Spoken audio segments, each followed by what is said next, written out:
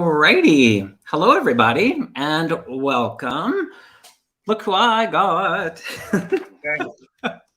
Welcome back, HoGarth. This is always fun. I love our collabs together. How you doing? Thanks for having me. And that is an epic intro, by the way. I feel like I should have been riding on a horse. Totally. So theatrical. It brings up inside. I'm theatrical. Outside, I'm not so theatrical. So it kind of is a layer of that expression. But I'm going to change it. I'm going to shorten it, I think, because it's a little long. But thank you. It's good, and it's good to be here. Good to be here with you and all of these lovely people. We've got the better part of an hour to connect, and we're going to do some current topic questions. We're going to talk about Vedic astrology, and we're going to do some personal questions. And for some of you that are not new to my channel, I'm in my new little studio. And so this feels good. Literally, I mean, the view, technically, I don't think we can see it today. It's a little bright, and we're still kind of adjusting to this brightness. But right over there across the water is the United States. And I know a lot of our friends are from the US, so I can literally see you all. So wow. How are you keeping? What's going on with you, HoGarth? I'm good, thank you. So thanks for having me. It's so nice to be back. And yeah, I've been quite busy. I've supposed to have been quite busy making videos and stuff like that. I've been kind of readjusting my schedule, getting ready for April, but also beginning new projects. And there's a book, a kind of an epic book design project that I have, which people have seen on my channel. And it's this gold spangled design, which is going to be a pop-up book about Vedic astrology and stuff like that. Wow. And so it's something that's epic, but literally gold, diamonds, for like the museum piece, as it were. But then I'm basically going to write a book on Vedic astrology, which shares all of the insights that I've been able to gain over the years, and a lot of the stuff that is not in the books. So there'll be the classic stuff that everyone needs to know, and then there'll be the anecdotal, the real life experience stuff, which I think is very useful for people to know. There's lots that is not taught in the books, and that you can only learn from, being out there doing the work. Yeah. So yeah, lots of exciting things, big projects. The Book of Power, isn't that what it's called? Yes, it is called the Book of Power, and it's something that I plan to be doing over the next couple of years or so. I'm going to have to set up at some point. I'll set up a Kickstarter, Patreon, different things. There'll be different tiers. You'll have the book, which will be, a paperback or a hard copy, as you would expect. And then there'll be a nice kind of like cardboard pop-up book, high quality, that people can have. And then there'll be like an in-between, which would be like a faux version of the book. And then there'll be like a museum piece, which is all the spangles and gold and all that kind of stuff. But yeah, it's to inspire as well. It's really to inspire and also encourage other people to kind of commission works of art and stuff like that as well. Because as the world gets darker, we need more beauty in the world. I'm sure we'd agree. True. Extravagant. Correct me if I'm wrong. And I remember back the first time that you and I collabed, I loved your way of, well, first of all, I was treated to an amazing Vedic astrology reading that was so good, you guys. If you have not had a consultation with HoGarth, go to his website. All of his info is in the description box, but he is the best. I'm just going to say it. I'm going to say it loud and proud. He is the best. And this is one of the reasons why he's the best, in my opinion, and my experience, is that you add the layer of intuition and psychic aspects to it, and not everybody does. And I'm not being in judgment. For me, I think that that's extra flavor. So as I was tuning into the Book of Power, I know that that's a part of it. And I think that that's actually going to be one of the big points of difference for people that are receiving it, because it's another layer of the language, the connection, the soul kind of expression, if you will. And I think it's going to be better than you think it's going to be, like big time. So yeah, it's going to be global. Well, thank you. Yeah. So there you go. Well, thanks so much for that. And that's really kind of you. And just in case anyone hasn't seen the design, so you know what we're talking about, if you wouldn't mind, I'll just flash it here. So this is the design, folks. There we are, the Book of Power. So, and I went, you can have a look on my channel, whatever, and I got this valued as well by a professional jeweler that actually lives around the corner from me. On Broadway Market, and it's a big project. Look, everyone, don't go out and go spending half of your 401k on this. This is like, this is going to be like museum piece, you know, collector standard, you know, whatever, where museums or private people, what have you, but there will be affordable things for it. But thank you so much for sharing. But really, it's to advocate, you know, my passion, as you know, for Vedic astrology and stuff like that. Did you disclose the price? Did you disclose the price of what your, like, what the estimated cost will be? Or I can't remember. Yes. Yeah, let's hear it. To get it made, the jeweler that I went to said it will cost about £100,000. Wow. In that ballpark, because he said of the complexity of it, and he said it's basically a museum architectural piece, and it would have to be built in stages using laser, the gemstones, the gold, the platinum, you know, the diamonds, rubies, emeralds, because all of the gems, by the way, correlate to the planets. Oh, cool. Every planet has its own gemstone. So that design that you saw is actually a map of the night sky, and any Vedic astrologer can actually use that book cover as a diagnostic tool for astrology. So it's many layers packed in, but thank you for I get a feeling that someone's going to help you launch it, meaning investment. I think there's going to be I feel like there's somebody that's like, you know, someone else is very psychic mentioned that as well, you know, so fingers crossed. But it's I'm so excited about it, but now I need to write the book. Amazing. I just wanted to say thank you for the donation, Scott. That is so kind of you. And Vicky, thank you for your super sticker. That is so nice. Or super chat, super sticker. It's super either way. So before we get into some of the personal questions, you and I were talking backstage about just kind of like the energy of the collective right now and what people are going through. So I know we're kind of mid-March. If we could talk about a little update as far as the energy, what's going on from the perspective of the Vedic astrology in this month, and then looking forward into the month of April. What's going on? Break it down for us, because whoa. Intense stuff. As you folks, anyone watching will know, we've all felt the energy ratcheting up. The energy is ratcheting up. Now we're in a very important window here. So today is the 16th of March 2023. And we're about to go into the eclipse season. The eclipse season. So the eclipses in general happen twice a year. You will have a solar eclipse, which is when the sun and moon are together. So that's a new moon. And then 2 weeks later, you will then have a lunar eclipse, or vice versa, depending which one comes first. So you have a period of 2 weeks where the eclipses are happening. And then there's normally a break for 6 months, and then they happen again, but in opposite signs. So then you would have a solar eclipse like this year in October, and then be followed by another lunar eclipse in November, like we had last year. So to put this in context, last year, so the first solar eclipse or lunar eclipse of the season flavors the whole year.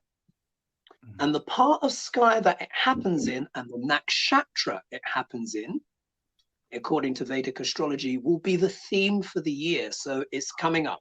So to give you an idea of how powerful this is, last year we had the eclipses and they happened, I think it was April 30th, 2022.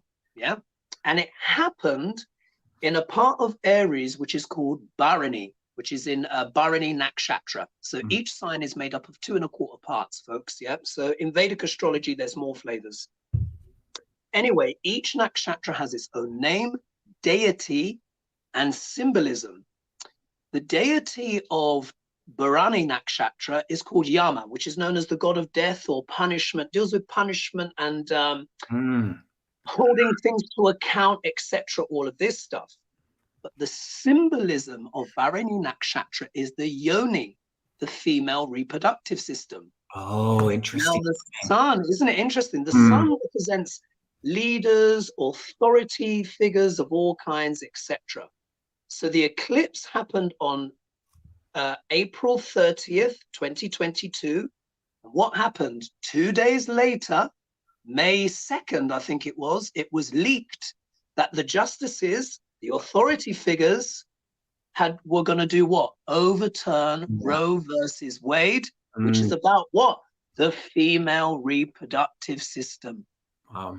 And didn't we see how that was a theme that was flavored throughout the whole year of 2023, culminating with the final eclipse of the year, which was the lunar eclipse on November 8th, 2022.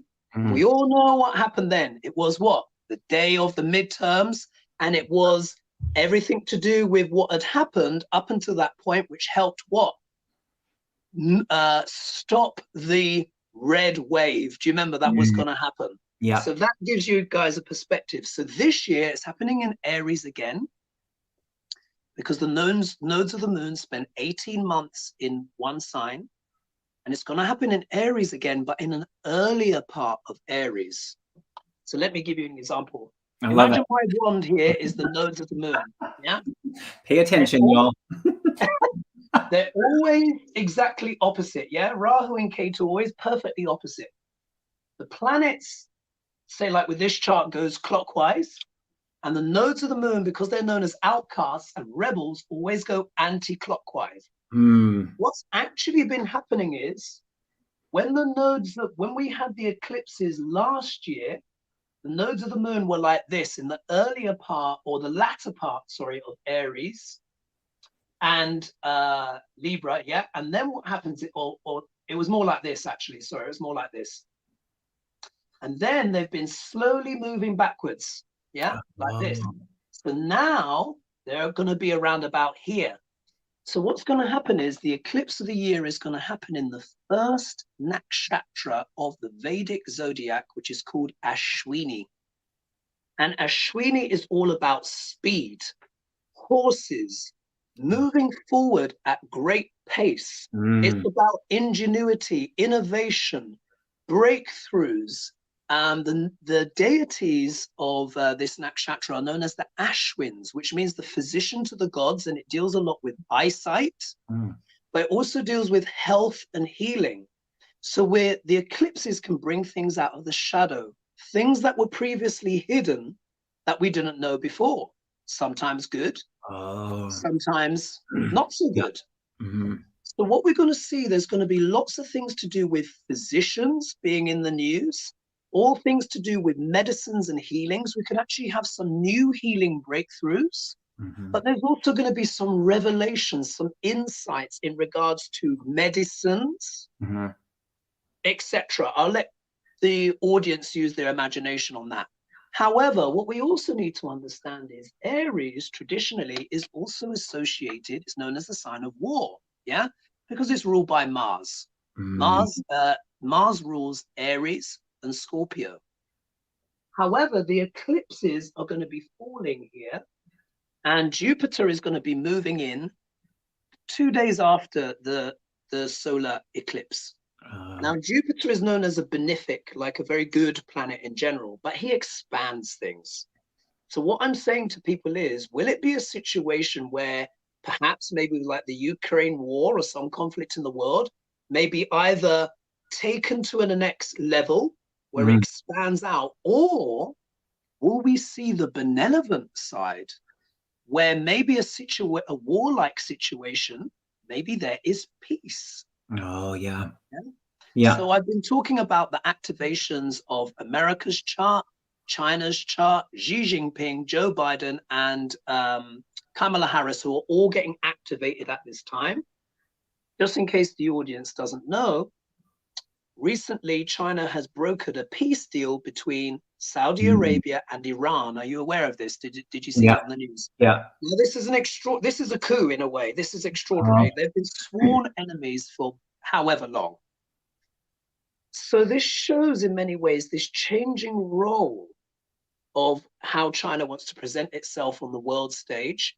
But of course, the rivalry between America and China is also intensifying. So we need to see where it goes. But things are going to move at a pace. We also need to look as well at what? The financial banking system. Jupiter is the planet of money.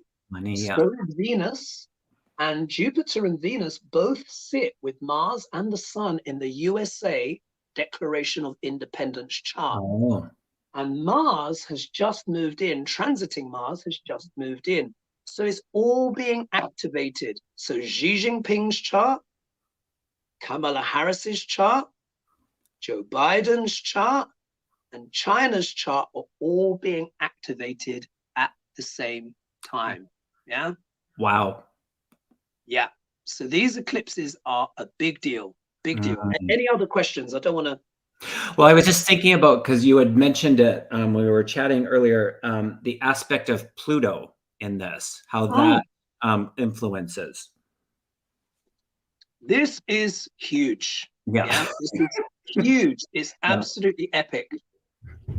What is happening is that, particularly for America as a nation, it is having its first Pluto returns. Now, many of you watching would have heard this ad nauseum, yeah? Because all the astrologers, we're all talking about it. Even the tarot readers are talking about it. But we need to understand this from the sidereal perspective. Western astrology, which still works, but is 24 degrees ahead of the physical body of the planets, yeah? The physical body of Pluto moved into sidereal Capricorn. Now, Capricorn deals with government, power structures, big business, even things like big pharma, you know, huge top-down structures, stuff like that. But it's very much a sign of government. It moved into sidereal Capricorn on the 1st of January, 2021. Yeah, 1st of January, 2021. What is Pluto? Pluto in its shadow can represent the worst, yeah, the underbelly of humanity. At its best, it's alchemy, transformation. Think what happened 5 days later in January 2021. We had Jan 6th. Now, I actually predicted this. I actually said Trump was going to do some kind of coup. Before anyone was talking about it, I said he's going to, because I looked at his chart, I looked at the chart of America, and I looked at his daughter's chart, Ivanka. And when, I call it 4-dimensional astrology now, but one can look at someone else's chart and then you can see what's going on with someone else's life. And when I looked at Ivanka's chart, for her, in her D9, her Navamsha, I could see around her 40th birthday that Trump would do something very cray-cray. So it all added up. So what's happening now? This is America is undergoing an alchemy, a very important transformation. Pluto takes 244 years approximately to make its full revolution around the zodiac. It's now here. It's come back almost exactly to its original place. Oh, wow. So we all know America is what? 250 years and loose change, you know, pretty much old. So, but it's having its first Pluto return. So everything is coming up to do with shadow, yeah? To do with the underbelly, yeah? Pluto, sadly, in his lower vibrations, can deal a lot with fascism, yeah? dark motives, corruption, power for its own sake, Machiavellian manipulations of all kinds. Look at the news. What is it that we've seen? Particularly now, look, this was always a thing, but look how much it is ratcheted up since January 6th. Yeah. Yeah. So I just wanted to share that there. Yeah, I love it. You know what's interesting? Well, a few things. At the very beginning, before I asked the question, I heard Spirit say "soul rise," and so I wrote it down, and I was like, okay. And now it makes sense, because in the duality of things and where we're at energetically, the natural balance that's inevitable. So in the, in the rise of the dark night of the soul or the shadow work comes the rise in the soul aspect. So it was just comforting in that. I was like, thank you. I'm like, because this can be a lot. I mean, I'll speak for me. It can be a little bit energetically like moments of doom and gloom. And then I'm reminded of the duality and things. So this actually is a good thing. It is a good thing. And sometimes in the humanness or the experiences, it can be challenging, but they're reassuring that this is to restore the balance. So there was that. And then the other part was neat when you were talking about the 4D perspective of the Trump and the daughter and the this and that, and having that, they brought in your book. They brought in your book for that perspective in it. It was really neat. I saw this flash of the Book of Power. So anyways. Well, they're right. They're right, because part of the reason why I'm doing this, and of course there's many light workers, as you know, around the world. You're a light worker, I'm a light worker, many of us here on YouTube are, etc., and we're all making our contribution. But as you know, I tune in with the planets and everything like that, and this project is very much about the higher octave of the planets, their highest and truest good potential, as it were. Even Pluto is a part of this book, because the highest vibration of Pluto is transcendence, alchemy. It is the Persephone rising from the underworld wearing her crown. It is the integration, not the destruction, the integration of the shadow, and how that can empower the psyche, so that a person can become truly empowered and not triggered. There's a different energy there. It's about transcendence of all kinds, being able to understand the alchemy of life, being able to accept the yin and yang, the light and the shadow. Without light cannot exist without shadow. Shadow cannot exist without light. They're both there, and it doesn't excuse the negative that happens, but at the same time, we can't hide away from what is happening in front of us. And one of the things I say to my clients is, in a way, the planets are very much like radio stations. And they broadcast the lowest vibration to highest vibration simultaneously. The difference is at what level that person vibrates with those energies. Depends on your karmas as well, but broadly speaking, those that are seeking the higher vibrations will vibrate at that higher level and reach towards the alchemy. But sadly, as we know, some people pick the rotten fruit that's on the floor and they eat that. And we see that throughout not only the world, but we see what's happening, don't we, around the world? Rise of fascism, all of this dark stuff, manipulation, control, the whole shebang. But there is the alchemy that's happening underneath. And remember, too, that the symbol, one of the symbols of Pluto, is the phoenix rising from the ashes. Oh, so good. I love that. So good. All right. I did put in the chat, if you guys have, we'll do a couple of the current topic questions as well as personal questions would be great. I'm still adjusting to this new light in the new room. So I've got my tarot cards here as well. I'm ready to go when you are. Wonderful. And thank you all for being here. And hello to everybody that has come in and joined. Hi, Kevin, Deborah in Dubai. Welcome, Deborah. Nice to see you. Wonderful. And I think I saw Jason here. He's the one responsible for the videos. He's the video guy, amongst many other things, but so wonderful. All right, I'm going to start a few questions here. And let's do this. Star you.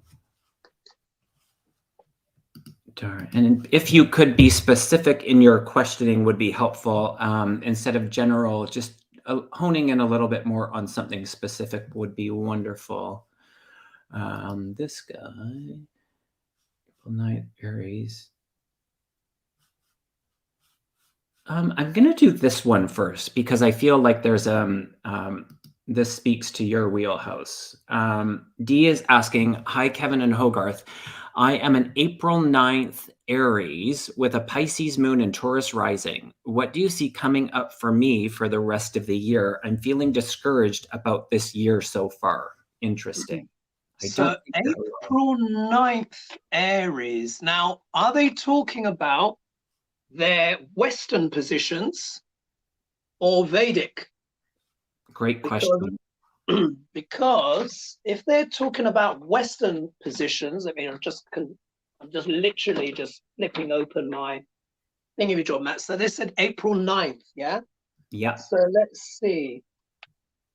Yeah, if they're April 9th in Western, then their sun sign will actually be Pisces, not Aries. Okay, interesting. So this is important. Yep. So D, if you're open to hearing it from this perspective, I would invite you to. That would be interesting. Yeah. Because I mean, if they can confirm or not, but what I'm assuming actually is that their sun sign is Pisces, and if it says and then sun sign, and then if they've got a Pisces moon, that would move backwards. That would move back to Aquarius. And if they're Taurus rising, they could actually be Aries rising. So I'm going to assume that they've given me the Western is, yep, she's confirmed it, or they've confirmed it in the chat. Yep, so it is Western. Oh, it's Western, right. Okay, so these eclipses then are very important for you. And I can completely understand why you've been feeling a bit of trepidation. Because the likelihood is that you are an Aries rising, yeah? So it means, what does it mean? The rising sign is the sign that's rising on the eastern horizon at the time that we're born. Because you can imagine, even though this is a square, you can imagine it's a circle. And if a circle is infinite, where do you begin? Yeah, so that's how the first house is decided, the sign that's rising. So it means you are Aries. Yeah, you are Aries ascendant, which means that is dealing with you and your body. So for the last almost 18 months, the eclipses of last year were happening in you, in your body.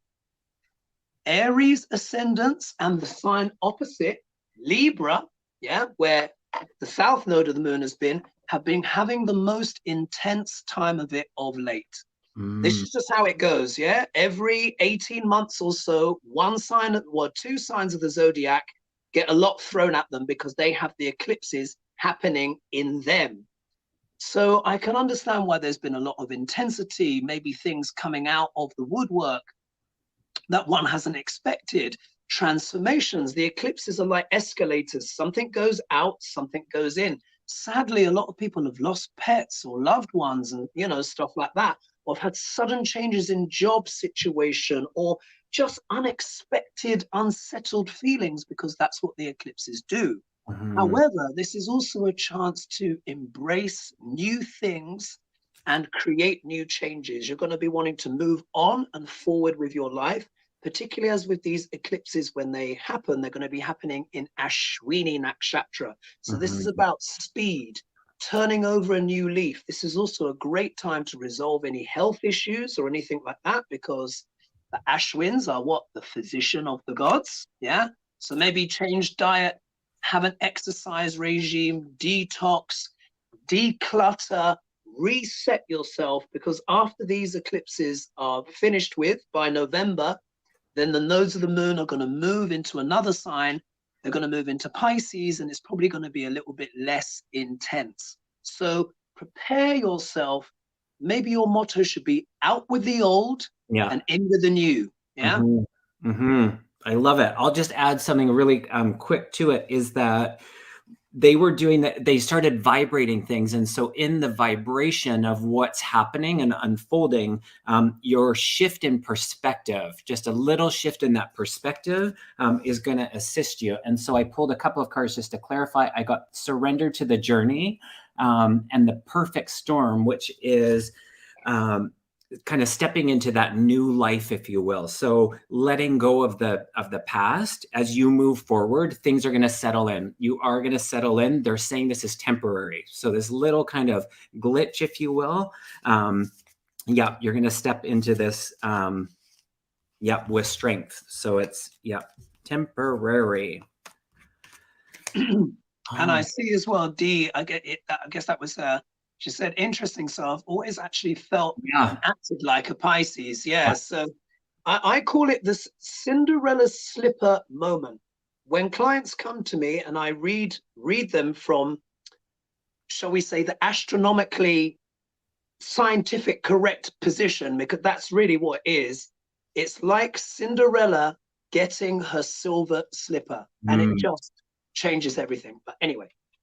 Yeah. And that's interesting about the pet. Lost a pet last year. You see? Yeah. Job changes. Yeah. Yeah. See, yeah. There you go. There you go. I knew that was going on. The second she said that, I just moved it back in my mind, and I'm like, I know what's happened. Yeah. So hang in there. Yeah. Sorry to hear about the pet, but I had a feeling. Yeah. All righty. I'm gonna choose. Where do we go next? Well, this is just Joe's asking, can I be taught to do astrology? Absolutely. HoGarth, what would you suggest to someone that's looking to explore astrology? Where do they start? Well, absolutely. Yeah, they can be taught. There's many books. There's many books out there. Oh my gosh. I'm trying to remember some of them, and of course YouTube and stuff like that. There's lots of brilliant astrologers out there. Sam Jeppy is a Vedic astrologer. Joni Patri, many people will know. There's Kapil Raj, who I've learned a lot from them, and that was like the beginning part of my journey. I've had also as well. I've had training with Sam Jeppy as well. I'm trying to remember my astrology books. One on momento. What do I have here? Here we are. Here's a good one. This is one I can remember or recommend. This one's called The Art and Science of Vedic Astrology. This is one I found very useful, and it's by Ryan Kurzak and Richard Fish. This is volume 2, but there's a volume 1. You can look at that. Also, as well, if anyone's interested on my YouTube channel, if you click the join button, you can sign up for the Vedic Apprentice. And there I've got lessons on Vedic astrology as well. So that's if anyone wants to learn directly from me, but there are great people out there that I've mentioned. Who else? Kadambari. There's so many, but those 3 that I mentioned are good places to start. Amazing. And HoGarth's website is in the description. So if you feel called to work with him, there you go. There you go. Or if you go to my YouTube channel and it says join, so you can just click on the join button and you can learn there. Lots of videos. Sweet. Okay, I'm going to switch things up a little bit. This one caught my eye. They said to go to this one. So Shar J is asking, hi, Kevin and HoGarth. Hello to you. Could you see if I'll ever be a grandma? Are you comfortable to tune into this? Yeah, why not? Okay. I'll just throw it over to cards. These days like this. Absolutely. So, shall I ever be a grandma? Shall I ever be a grandmother? Oh, interesting. Okay, I'm going to go ahead because I got this wonderful deck from a viewer, Lisa Foster. Thank you. It's the Time Oracle deck. Oh, I heard yes. I heard yes. I pulled the weight card, so I feel like there is a weight, and there is going to be a bit more of a weight. I got the yes card, so it doesn't get more specific in that. And then I asked for a timeline, and it says within 2 years. And I'm going to go on record. I feel that the potential for the first baby on deck is a boy. So there you go. And I just heard May. I just heard May. So they will announce in May, or they will be born in May. There you have it. well, well, well. What do your cards say, sir? So yeah, it's so yeah, I've got some interesting cards here. Now, when it comes to, of course, grandchildren and stuff like that, there has to be a pregnancy. So one would be hoping that there would be a card associated with pregnancy that would turn up. So let's see what I've got here. So what I've got here is the Queen of Wands. Yeah, so obviously we're talking about, you know, a lady here who's very passionate, and also as well someone that uses her intuition and likes to organize and host things. So this could be Shah. Yeah, I'm thinking this could be Shah, who's being proactive, and she's going out there and she's like, when are my grandbabies gonna turn up? Yeah, clearly this is a very passionate, engaged woman. Yes, I'm thinking, this is Shah here.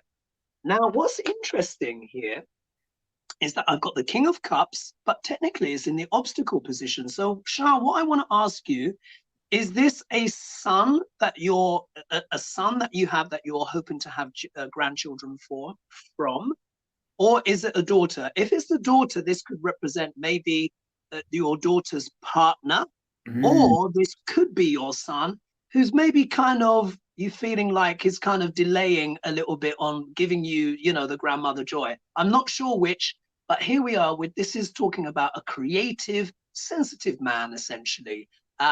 Intuitive, you know, potentially sensitive, could even be an artist or a musician or creative type, but it's the compassionate man. Yeah. So let's look there. Now look, last 3 cards are quite interesting. The middle card, Wheel of Fortune. Yeah.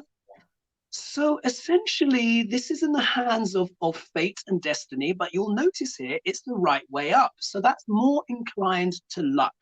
So let's just say the potential for a grandchild is certainly there, particularly because the next card, the Empress, is actually associated, it is known as a card of pregnancy. Yeah. The Empress is actually pregnant. Yeah, this deals with creativity, fecundity, fertility. Yeah, the arts, creativity of all kinds, a creative woman, but essentially as well, it can literally mean pregnancy. So of course, you know, there needs to be, you know, a pregnancy.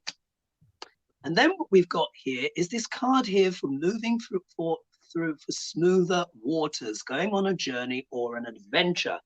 So it could be, say, like it could be either the son or the daughter, depending on who is expected to produce the grandchild. Maybe it could happen they could get pregnant when they're on holiday or some travel, some trip abroad or something like that, some romantic trip or something. But it certainly does seem, the fact that this card has come up, I would say that is a yes, and probably going with Kevin's timeline. But this is a dead giveaway. Yeah, the Empress, card of pregnancy. So there you have it. Wonderful. And a little update. The question, I guess I misinterpreted the question, but we answered it the way we did, but we'll go back to it. The question was, can artificial intelligence do astrology, be taught astrology? That's what the question was. That's a good question. I had to go back. Thank you for the chat for putting that in there. You know, that is a really, really good question. I would say yes, in the sense of, why do I say that? Because say, like, for example, did you just get a hit on something? Yeah, well, the cards, proceed with caution and yes. Which is curious. Because, like, for example, when say like you get a conventional Western chart done online, and it comes out with the different prognoses depending on the placements. You can actually say that's AI. Yeah, it's AI generated. Thank It's you, just. Linda G. Thank you, Linda G, for your donation. That's Oh, so kind. it's Linda G with us. Hey, Linda G. Oh my God, Linda. I've got to tell you something. Linda sent me an email ages ago wanting to see if I wanted to collab with her, and I missed it by months. So, Oh so my Linda goodness. G, I'd send you an email. You may have responded to me. Sometimes I just go a little bit AWOL with some of my email. So apologies, Linda. So, you know, honey, if you still want to do a little collab, you know where to find me. So I just wanted to I apologize. got a pray card, and I think this is for you. You better pray now. That I kid you not. I kid you not. So, you know, but sometimes, you know, when you're running a channel and when you're doing a lot of consultations, you can get very busy. all good. But I would say, yes, AI can certainly be taught, because they would be able to come together with all the different permutations. Whether or not they'll be able to do the artistry side of it and the psychic side of it, I would say probably not. But they could certainly give you a decent prognosis. However, they would have to work from factors that have already been inputted by a human being to give the diagnostics of what this combination means where. But when it reaches the point where they can reach almost a psychic level, then wow, yeah. Yeah.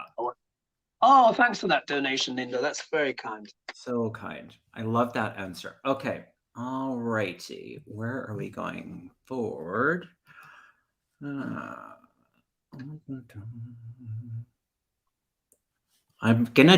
mean, here's the great thing. You're asking the experts. So Gina Nolan says, hi guys, I'm born January 1st, 1951, 2 minutes after midnight. I told this is powerful. Any thoughts? Powerful. Now that's quite interesting, because I'm a midnight baby as well. I was born on the stroke of midnight. Oh, wow. I kid you not. Yeah, literally like the witching hour, whatever, you know. Don't stand outside of my house with burning crucifixes or anything like that. But literally, I was born at the stroke of midnight. Okay. So that's quite an interesting time. It's without looking. Look, literally, I've got my software open. Can they give? So what they've got? We've got January 1st, 1951. Yeah. They can give me, literally, I'm going to create their chart right now. How about that? Gina Nolan. So if they can give me a location, so 0, I put there. They can give me a country and location. And January 1st, 1951. So let's just put here 0, 1, 0, 1. 1951. And what's the name? Gina Nolan. Yeah, Gina Nolan. All right, let's type if this in. you are here, you're still here. And if they could give me the location, are they born in America, Canada? And I will literally just cast their chart live and have a look. Why not? Why the heck not? I'm just going to add, I pulled a couple cards, Gina, and I got the strength card. So I think that is very telling. And I got that you are very clairvoyant, extremely clairvoyant. So your ability to, your ability to see things feels really strong. I'm curious if you're still, oh, yep, she's here. Where was she born? New Jersey. United States. New Jersey, USA. Okay, New Jersey. This is so good. New Jersey. Why is it showing it like that? It should be, and then NJ again. Why is it showing it like that? New Jersey. Maybe I'm spelling it wrong. New Jersey.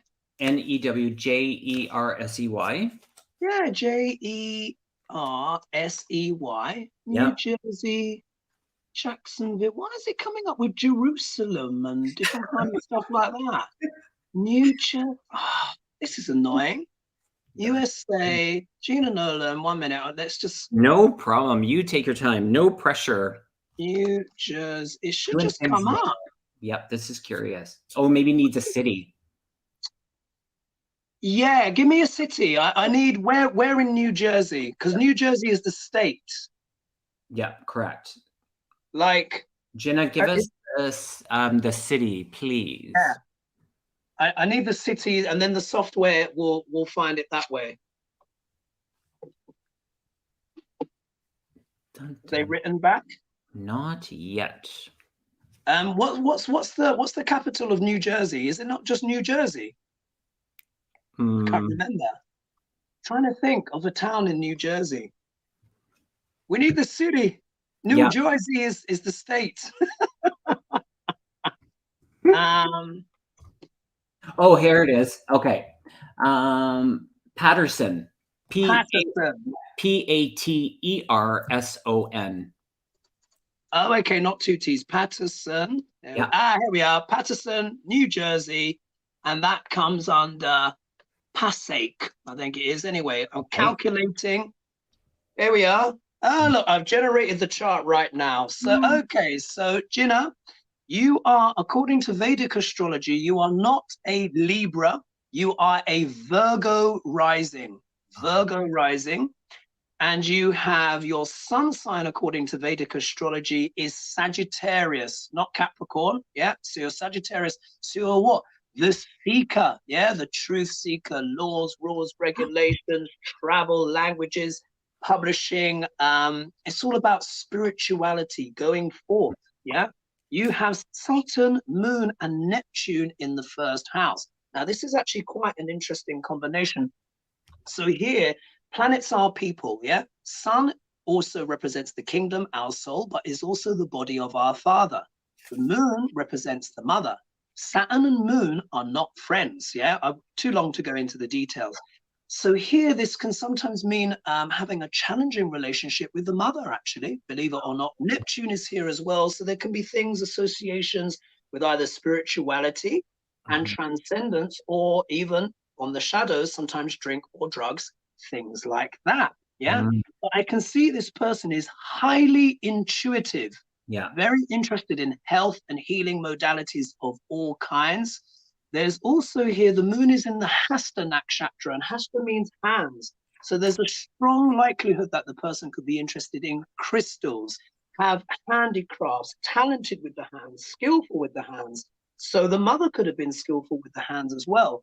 Reiki is often a case here. This person may even have worked in the nursing sector, or has certainly been interested in health and healing for a long time. The sun in Sagittarius is also with Ceres, Mercury, Chiron, and Venus. So this is a very, very, in the fourth house. So again, the fourth house is a psychic house. It's a spiritual house. This is a very intuitive person who is very much interested in social justice, the machinations of politics, but also as well, I can see they've got Uranus in the 10th house in Gemini, which deals with the career in the nakshatra of Ardra. So they're unconventional as well. They may have had an unconventional career, or they don't like taking too much lessons from authority figures, but a very sensitive person, some challenges with the mother, but very intuitive as well. There we are. So good. Instantly, when I tuned into it, one of the things that I heard was boundaries. And I think that that plays an aspect in definitely the relationship, and they're saying in all relationships. So whether that be in the workplace and home, in the family dynamic, boundaries are one of the lessons that you're here to really kind of master. So stepping into that, you are very open. Interesting. You mentioned the moon. I got the openness card. That's just your, by nature, you're super curious. So the learning, the one other thing that Spirit is saying is the activation of your throat to be in your full expression. More of that, Jenna. Just be more in that expression of who you are. And sometimes that's Yeah, it's paralleled with boundaries, they're saying, where sometimes it's just, yes, we can recognize the way we deliver it can create a certain impact. It shouldn't always stop us from being in that self-expression, is what they're saying. So a little bit more of a throat activation happening for you, but that's cool. Live. And There you yeah, go. indeed, live. And I would say definitely, yes, boundary issues and challenges are certainly there because Saturn is a planet of boundaries. Yeah. Okay. And for her, she's got it in the first house. Now, Saturn in the first house can often generate a huge sense of responsibilities as well, duties and responsibilities to others, potentially also with the mother. But Neptune is also there, which is the boundary dissolver.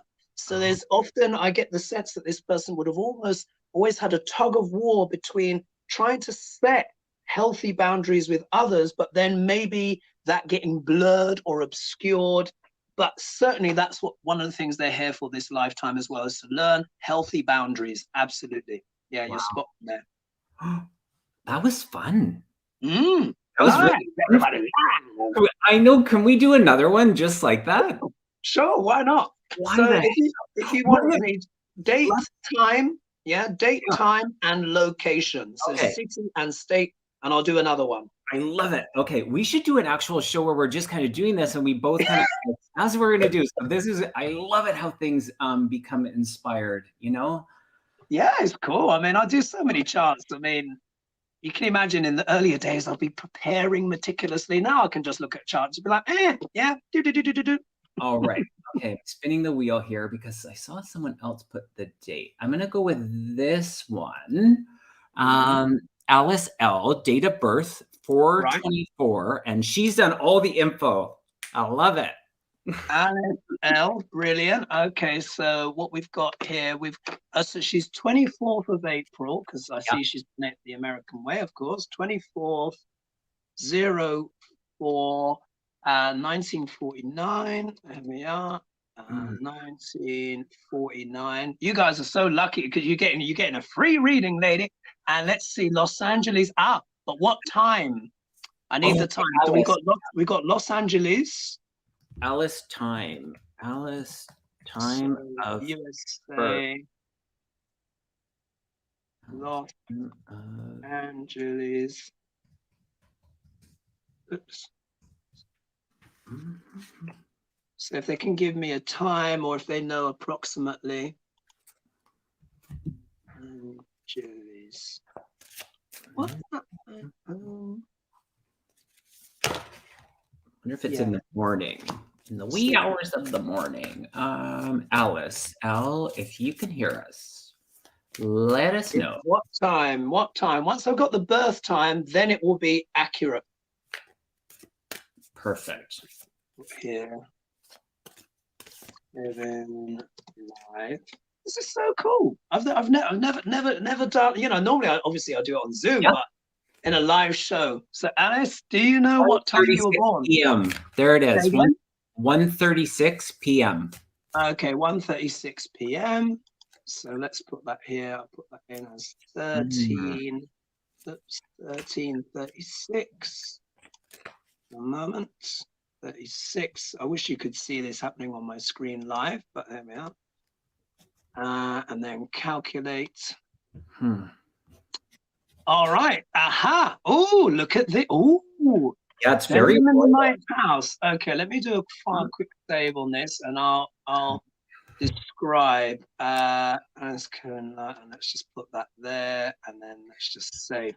Okay, so Alice, you too. Just like our previous person, you also have Saturn in the first house, but on its own. You are, according to Vedic astrology, you are not a Virgo rising, you are a Leo rising. Yeah, she's Leo. And you have your Saturn at 6 degrees 12 minutes, which is exactly conjunct a royal star called Regulus. Yeah. So straight off the bat, I can see here this person has had to deal with tremendous responsibilities, throughout their life, sorting out everyone's problems. Honestly, that's what Saturn in the first house can mean. Sometimes a person can even feel that they've not even had a full childhood. I often sometimes refer to this as well as Cinderella syndrome as well, yeah? Because Saturn is a shy, modest planet. And when he's in the sign of Leo, he can feel less than. However, with time, Saturn will improve. Saturn in Leo gradually gets stronger. And to give you an example of this, President Zelensky also has Saturn in Leo. Okay. And look what happened, yeah? He started off as a comedian. You know, people didn't rate him that much. Then the invasion happened, and now he's become what? A king. So Leo is the sign of leadership and stuff like that. These people can often start out shyer in their life. However, this is in the nakshatra called Magha, and Magha nakshatra means to be nominated. The deities here, the Pitris, are blood ancestors. Oh. So for you, Alice, yeah, what this means is you have been nominated by your ancestors to either continue or complete something they were not able to finish in their lifetimes. So this could be why you feel such a sense of responsibility and stuff like that. And there's particular things to do with the father. Why? Because when I look at the ninth house, there's a huge stellium in there. The ninth house also deals with the father. We've got Rahu, Mars, the sun, Venus, and Mercury all in sidereal Aries, which means the eclipses have been happening there since last year. Do you remember I said 30th of April, 2022? Yeah. They're coming up again. So this has been a very eventful time for Alice, particularly as well. Ninth house deals with travel, higher learning, the father, gurus and teachers of all kinds. So she may have felt inspired to learn new things, or there's stuff up with the father, or even with the siblings, Mars's siblings, family, lots of things, dynamic. Again, for you, the eclipses are happening right on top of your Mars and the sun. So the sun is the kingdom. So it looks like Alice is rejigging her perspective on her whole life. Yeah, this is a very transformative and important time for you. Yeah. And if you've not stepped up to the plate, as it were, already, now is the time to really step into that Leo energy. Forget all of the ways in the past that people may have put you down or made you feel less than, and you step into that role as a leader. This is so good. This is so good. I got the chills multiple times. Instantly when I connected, what they did, Alice, is I saw this big crown. And as this crown was lowered, it put you in the shadow. And so I got curious about it. I'm like, what's with the shadow? And they were saying that your lineage, there's royalty in your lineage. I don't know if you heard me say that at the very beginning, but this is all about through the recognition of who you are through this shadow. Reconciliation is what's occurring. So reconciliations is on the rise for you. And in that comes the freedom. So it's really a powerful time, and you are so powerful. I mean, wow. I see lots of fire around you as well, and not in a way of being fearful, but lots of the fire around you. And did you say Saturn? Is Saturn the one with fire? Yeah, so no, Saturn is Saturn is known as a cold, dry planet. However, she's got this stellium, this big stellium, Rahu, Mars, the sun, exalted, almost at the exact point of exaltation. The exact point of exaltation of the sun is 10 degrees. Her sun is at 11 degrees, 12 minutes. So extremely powerful. This also shows the father is very impactful. It doesn't mean good, bad, or whatever. It means impactful. Yeah. And she's also got her Venus there and Mercury there. Aries is a fire sign. This is why you're getting all the fire. Yeah. Leo is what? The sign of the king or the queen, deals with lineage, a royalty. So yes, there could be some royal blood there, or in the sense of someone being a chief or a priest, a high priest or high priestess could also be in the bloodline. Saturn also deals with agriculture as well and hard work. So there's a lot of graft and hard work in the ancestry. All the grandparents as well could have been particularly impactful, because Saturn also deals with grandparents. But there would have been a sense almost from childhood of having to look after the family, look after the kingdom, be the responsible one. What has she said in response, if that is resonating with her? I haven't seen anything pop up lately. At the very beginning, when you did mention, she did say that made sense. I don't think. Challenges with husbands as well, or husband, assuming that that she's been married or had partnerships with some men, because I can see Okay. here There you go. Jupiter. Healing Oh, and. there we are. Healing ancestors in family. There you go. Mm-hmm. Yeah. And just ask her as well, Alice, have you had one or two dodgy husbands or some challenging relationship? Mind you, look, I think the first husband was dodgy, yeah, because she's got Jupiter in Capricorn. And Jupiter actually represents the husband. I'm actually going to do a little short video on it tomorrow. So whenever Jupiter's debilitated, it can show that there are challenges with the husband. I mean, look, he's not always a bad person, but he doesn't take out the trash. Maybe he's got a bit of baggage, or maybe doesn't quite have the finances to support the marriage, or, you know, sometimes sadly, he could even, you know, not be around. However, in her D9, in her Navamsha, second half of life chart, Jupiter moves to Pisces. So she's become more philosophical as life has gone on. And if she is with someone now, he's probably a lot better, quite sensitive, intuitive, and goes with the flow. Is probably a bit more chilled out, but she certainly would have had some challenges there. And definitely with the father, because Jupiter can represent secondary characteristics of the father. So I can see there's been some power Two struggles there. husbands. Yeah, two husbands. The two Dodges. Right, there you go. Yeah. See, there you go. Vedic astrology, folks. Hang on. Can we do one more? Or is that pressing it? Sure. Okay, wonderful. This Look one. how quickly the time has gone. My goodness. Okay, what's this? I'm excited now. What's this? So Jason here. Jason, yeah, and 0630. So June 30th, 1978. Okay, 1 second. So let's get the names. So 1 second, Jason. This is so much fun. What's that? Oh gosh, TEM PIN PIN SKI. Tempinski. I wonder if that's Polish or something like that, something similar. And then the time 30th of June. This is so much fun. I've never done live, like on a show, readings like this before, but it's such a giggle. 8:26 a.m. Denver. So that should be Denver, Colorado, shouldn't it? Yeah. Yeah, Denver, Colorado. What was that? At 26. All right, just get this part here. USA, and then Denver. There we are, and it should be CO for Colorado. There we go. And then calculate. We have a Cancerian. 1 minute. Let me just do file save. 1 second, save as. And then I'll put here Kevin live show, just so I know. And then that's here. There we are. And save. Okay, so Jason, your rising sign according to Vedic astrology is not Leo. Oh, no. You are a Cancerian, yeah, like myself. And you have 2 planets in your first house. Now, the first house is an angle and a trine. So what does that mean? It's an angular house which deals with power. Trines deal with fate, destiny, good fortune.